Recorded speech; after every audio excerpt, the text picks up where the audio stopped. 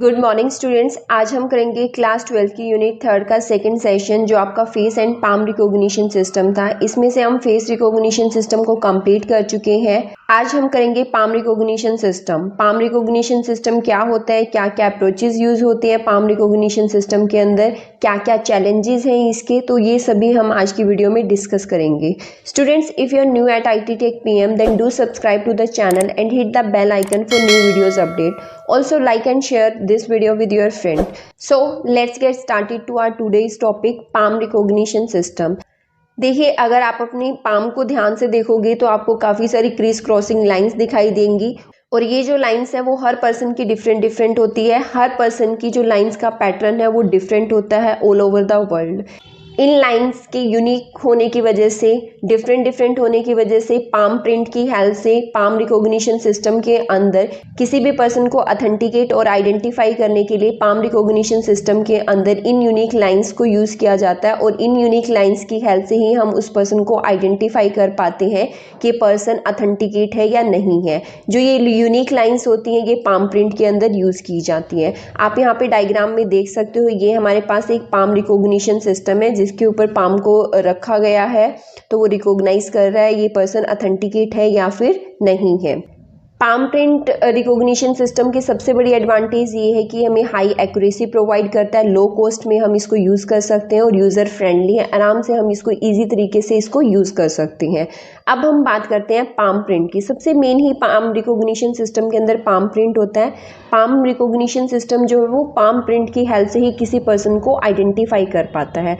Exactly palm print होता क्या है? पाम की इमेज, आप ये कह सकते हो पाम की इमेज को जो एक्वायर किया जाता है पाम स्कैनर की हेल्प से, उसे हम बोलते हैं पाम प्रिंट। पाम प्रिंट कुछ इंपॉर्टेंट फीचर्स को एक्सट्रैक्ट करता है, यूज़ करता है। वो कौन कौन सी होती है? जैसे कि प्रिंसिपल लाइंस होती है पाम के ऊपर। प्रिंसिपल लाइंस कौन सी? आपके हाथ के ऊपर जो हार्ट लाइन है, हेड लाइन है, लाइफ लाइन है, ये प्रिंसिपल लाइंस कहलाती हैं।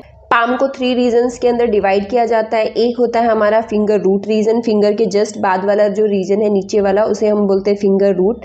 एक हमारा इनसाइड रीजन होता है, एक होता है आउटसाइड रीजन। इन सभी को भी मैं आपको डायग्राम से बताऊंगी। अभी आप ये याद रखिए पाम प्रिंट के अंदर कौन कौन सी चीज़ें आती हैं। तो प्रिंसिपल लाइंस आती हैं आपकी, रीजन्स आते हैं, रीजन्स आपके 3 होते हैं और हमारी डेटम पॉइंट्स होते हैं। डेटम पॉइंट मीन्स हाथ का स्टार्टिंग पॉइंट और एंडिंग पॉइंट, आप ये कह सकते हो, या ये कहो दोनों साइड से आपके हाथ के एंडिंग पॉइंट्स जो होते हैं उन्हें डेटम पॉइंट्स कहा जाता है। रिंकल फीचर्स, जो ये मेन लाइंस तो मैंने आपको बता दी हैं। जैसे हमारे हाथ में अगर हम देखें सबसे मेन लाइंस कौन सी होती हैं? हार्ट लाइन, हेड लाइन या फिर लाइफ लाइन, ये रीजन्स होते हैं। लेकिन इन लाइंस के अलावा जो आपको छोटी छोटी लाइंस अपने हाथ के ऊपर दिखाई देती हैं, हल्की हल्की लाइंस जो दिखाई देती हैं, उन्हें बोलते हैं रिंकल फीचर्स। नेक्स्ट हमारी होती है जिमेट्रिक फीचर्स। जिमेट्रिक फीचर्स होती हैं आपकी पाम की हाइट कितनी है, पाम की विड्थ कितनी है, ये जिमेट्रिक फीचर्स होती हैं। तो ये सारी की सारी फीचर्स आपकी एक्सट्रैक्ट की जाती है पाम प्रिंट के अंदर और इन्हीं के हेल्प से किसी भी पर्सन को आइडेंटिफाई किया जाता है। अब देखिए डायग्राम की हेल्प से हम देखते हैं कौन सी लाइन हमारी क्या कहलाती है। जो ये 1 नंबर दे रखा है, ये वाली लाइन, ये हमारी होती है हार्ट लाइन, ये हमारी होती है हेड लाइन और ये जो लाइन है ये हमारी होती है लाइफ लाइन। तो ये तीनों लाइंस मिलके कहलाती हैं आपकी प्रिंसिपल लाइन। ये वाला जो रीजन है यहाँ पे फिंगर्स के जस्ट बाद वाला जो रीजन है इसे बोलते हैं फिंगर रूट रीजन। ये वाला जो अंदर की साइड है इसलिए इस रीजन को बोला जाता है इनर रीजन।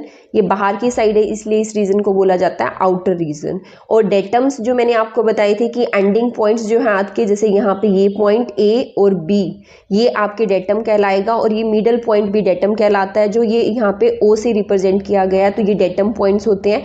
बाकी आपको हथेली पे जो हल्की हल्की लाइन्स दिखाई दे रही है सारे के सारे रिंकल्स कहलाते हैं। और आपकी हथेली की, आपकी पाम की लेंथ कितनी है, पाम की विड्थ कितनी है, ये ज्योमेट्रिक फीचर्स के अंदर आता है। तो ये सारी के सारी फीचर्स मैथमेटिकल वैल्यू में कैलकुलेट की जाती है और उसे डेटाबेस के अंदर स्टोर किया जाता है। नेक्स्ट हम बात करते हैं कि पाम रिकॉग्निशन सिस्टम को कहाँ कहाँ पे यूज़ किया जाता है, क्या क्या एप्लीकेशन है पाम रिकॉग्निशन सिस्टम की। आपने देखा होगा आधार सिस्टम के अंदर पाम रिकॉग्निशन सिस्टम का यूज़ किया जाता है।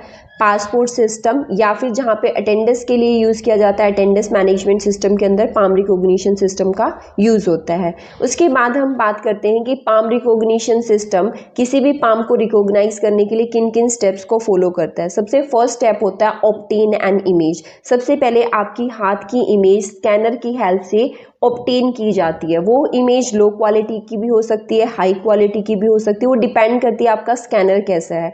अगर पाम जो स्कैनर आप यूज़ कर रहे हो वो अच्छी क्वालिटी का है तो आपको हाई क्वालिटी इमेज प्रोवाइड करेगा, और अगर नहीं है तो लो क्वालिटी इमेज प्रोवाइड करेगा। तो सबसे फर्स्ट हमारा जो स्टेप रहेगा वो ये कि आपके पाम की इमेज को ऑब्टेन किया जाएगा। सेकेंड जो हमारा स्टेप होगा वो है इमेज प्री प्रोसेसिंग।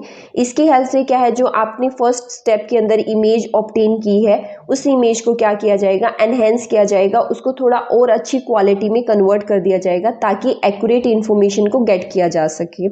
नेक्स्ट हमारा क्या होगा स्टेप कलेक्ट। अब जो आपकी यहाँ पे एनहेंस्ड इमेज आपने थर्ड स्टेप में गेट की है उसमें से सिर्फ इंपॉर्टेंट फीचर्स को ही एक्सट्रैक्ट किया जाएगा, इंपॉर्टेंट फीचर्स को ही कलेक्ट किया जाएगा कुछ इमेज प्रोसेसिंग टेक्निक्स की हेल्प से। नेक्स्ट हमारा जो फोर्थ स्टेप होगा वो होगा मैचिंग।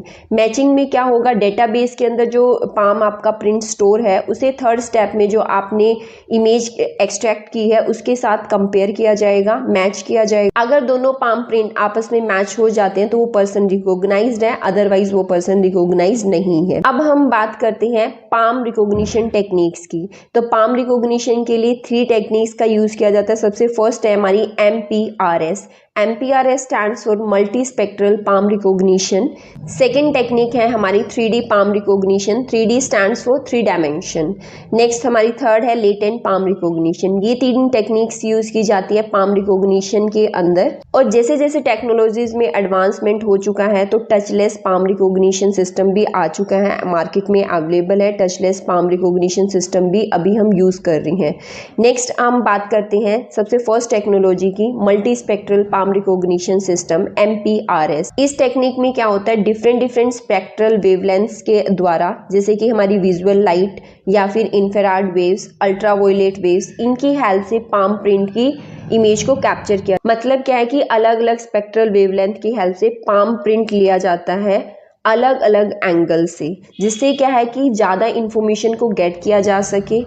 मल्टी स्पेक्ट्रल जो सिस्टम है वो नई टेक्नोलॉजी है एक, वो सिंपल कैमरा की हेल्प से कैप्चर नहीं की जा सकती मल्टी स्पेक्ट्रल इमेज। इसीलिए एक नया कैमरा डेवलप किया गया है, उसके अंदर नई नई फिल्टर्स हैं जो कि विजुअल स्पेक्ट्रल्स के बियॉन्ड काम करते हैं। मतलब जो हमारी विजुअल स्पेक्ट्रल नहीं देख सकता ना हमारे पाम की लाइंस को, वो ये कैमरा दिखा देता है, उन फीचर्स को ये कैमरा एक्सट्रैक्ट कर पाता है। इंफ्रारेड स्पेक्ट्रल की जो हमारी वेवलेंथ होती है वो होती है 700 नैनोमीटर से लेके 1 माइक्रोमीटर तक की, और अल्ट्रावायलेट की जो वेवलेंथ होती है वो होती है 10 नैनोमीटर से लेके 380 नैनोमीटर तक।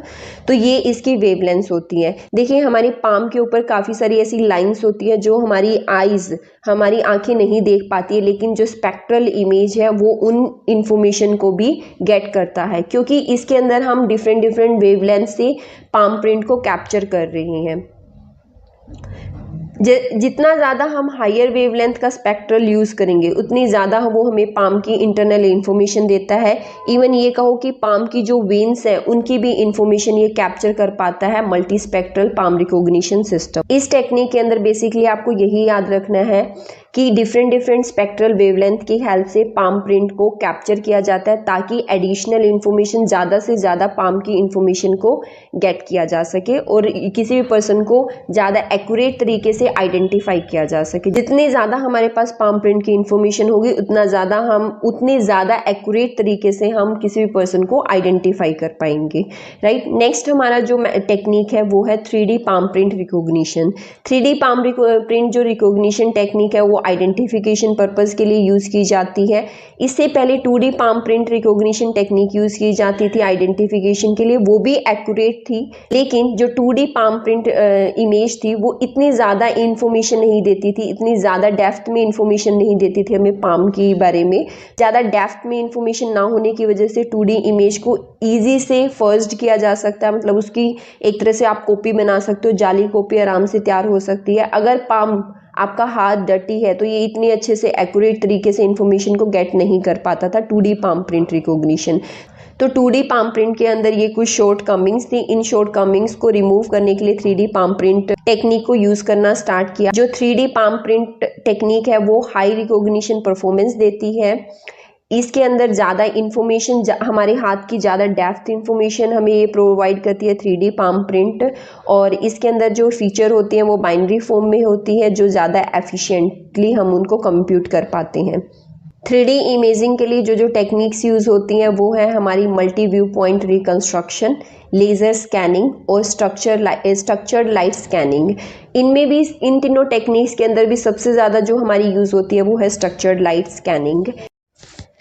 नेक्स्ट हमारी टेक्निक है लेटेंट पाम रिकॉग्निशन। जैसे आपने CID वगैरह देखा होगा तो आप उसमें क्या देखते हो कि फोरेंसिक लैब में फिंगरप्रिंट की हेल्प से ये आइडेंटिफाई किया जाता है कि ये क्रिमिनल कौन है। तो वहाँ पे फिंगरप्रिंट की हेल्प से क्रिमिनल का पता लगाया जाता है। तो वहाँ पे जो अप्रोच यूज़ होती है वो है लेटेंट पाम रिकॉग्निशन। तो आप ये याद रखना कि लेटेंट पाम रिकॉग्निशन जो टेक्निक है वो यूज़ की जाती है फोरेंसिक लैब के अंदर। तो ये तीनों थी आपकी पाम रिकॉग्निशन की टेक्निक्स। नेक्स्ट हम बात करते हैं पाम रिकॉग्निशन सिस्टम के क्या क्या चैलेंजेस हैं। सबसे फर्स्ट जो चैलेंज है वो ये है कि पाम रिकॉग्निशन सिस्टम काम नहीं कर पाता अगर पाम लाइंस ज़्यादा ही फेंट हो जाए, मतलब आप ये कह सकते हो धुंधली हो जाए, या फिर अच्छे से विजिबल ना हो, या फिर डिस्टॉर्टेड हो स्किन। उस टाइम पे पाम रिकॉग्निशन सिस्टम अच्छे से काम नहीं कर पाता है। नेक्स्ट हमारा जो चैलेंज है वो ये है कि आपके पाम के ऊपर लाइंस काफ़ी ज़्यादा होती हैं तो उनकी वैल्यूज़ को कैलकुलेट करने में कॉम्प्लेक्सिटी ज़्यादा हो जाती है। तो जो कंप्यूटेशनल कॉम्प्लेक्सिटी है वो बढ़ती है पाम रिकॉग्निशन सिस्टम के अंदर, क्योंकि जो आपका डेटा है वो लार्ज अमाउंट का होता है। नेक्स्ट चैलेंज है एज के साथ साथ क्या होता है, लाइंस बढ़ती है, रिंकल्स पड़ जाते हैं, झुर्रियाँ पड़ जाती हैं। तो उस टाइम पे भी पाम रिकॉग्निशन सिस्टम इतने अच्छे से काम नहीं कर पाता है। अगर आपका हाथ गंदा है तो भी पाम रिकॉग्निशन सिस्टम अच्छे से काम नहीं कर पाता है। नेक्स्ट जो चैलेंज है वो ये है कि पाम को रिकॉग्नाइज करने के लिए जो स्कैनर यूज़ किया जाता है उसका साइज़ बड़ा होता है एज़ कम्पेयर टू फिंगरप्रिंट और आइरिस स्कैनर। तो ये था आज की वीडियो में पाम रिकॉग्निशन सिस्टम के बारे में, उसकी टेक्निक्स और उसके चैलेंजेस। नेक्स्ट मैं एक शॉर्ट वीडियो बनाऊंगी जिसके अंदर मैं आपको इस सेशन के एक्सरसाइज क्वेश्चन कराऊंगी, MCQ, और जो आपके 1 लाइनर क्वेश्चन हैं वो मैं आपको करा दूंगी। और आपका जो अभी सेट एग्ज़ाम आने वाला है उसके लिए कुछ बच्चों ने मुझे कमेंट किया था कि मैम सिलेबस क्या आएगा। तो गवर्नमेंट की साइड से ऐसा सिलेबस डिस्ट्रीब्यूशन नहीं है, कोई नोटिफिकेशन नहीं है गवर्नमेंट की साइड से, लेकिन मोस्ट प्रोबेबली आपकी यूनिट 3 ही आएगी, बट मैं श्योरिटी से नहीं कह सकती हूँ। आप यूनिट 3 की प्रिपरेशन करो, क्योंकि लास्ट जो आपका सेट एग्जाम हुआ था उसमें यूनिट 2 थी, तो अब आपकी यूनिट 3 आएगी। तो जनवरी में जो होगा एग्जाम उसमें आपकी यूनिट 4 कवर हो जाएगी। तो आप यूनिट 3 को अच्छे से करो। मैं यूनिट 3 का एक सेशन रहता है, 3rd सेशन, उसको भी मैं ट्राई करूंगी कि सेट एग्जाम से पहले मैं आपको उसकी वीडियोस प्रोवाइड कर दूं। स्टूडेंट, अगर आपको मेरी वीडियो हेल्पफुल लगती है, यूजफुल लगती है, तो प्लीज़ अपने फ्रेंड्स के साथ भी शेयर कीजिए। Thanks for watching this video.